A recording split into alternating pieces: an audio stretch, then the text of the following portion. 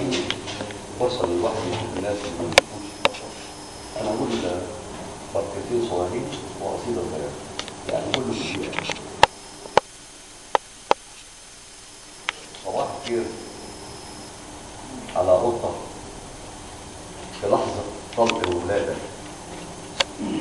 جنينها طل كالعادة على غفلة بلا ميعاد، وأبواب البيوت قافلة، ونبح كلاب محوطنها كما حفلة من الأوغاد، وخيط الدم ولا تملك، وخيط الدم بيسلسل سوى خوفها على روحها وخوف روحها على الأولاد. صباح الخير على الناي اللي جوانا، وعلى الأرغول، وعلى الثوب اللي ما بيكمل نسيج عن نور.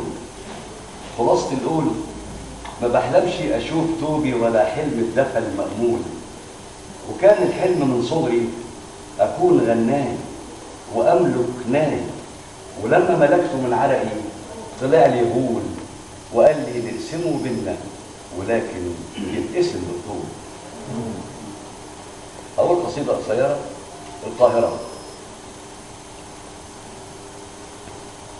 ولأننا يا القاهرة كنا الإجابة والسؤال، ولأننا كنا المسافة بين طموحك والطريق للاكتمال، أو بين طريقنا للردى.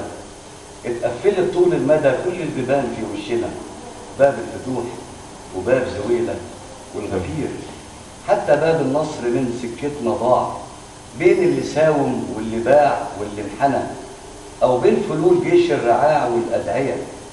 حتى أمرنا لما قرب يكتمل وتكتحل عين الصبايا بالضياء اللي انفتح بيني وبينك للأسف باب الوداع.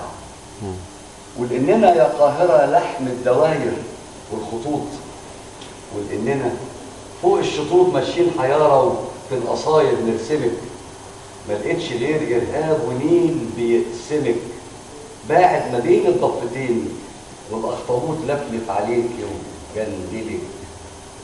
فنزلت باب الخلف أبحث عن أثر شبابيك قدام، أرابيسك منقوش بالصدف، أطل منها على التاريخ اللي انحرف بيه المسار، وارصد خبايا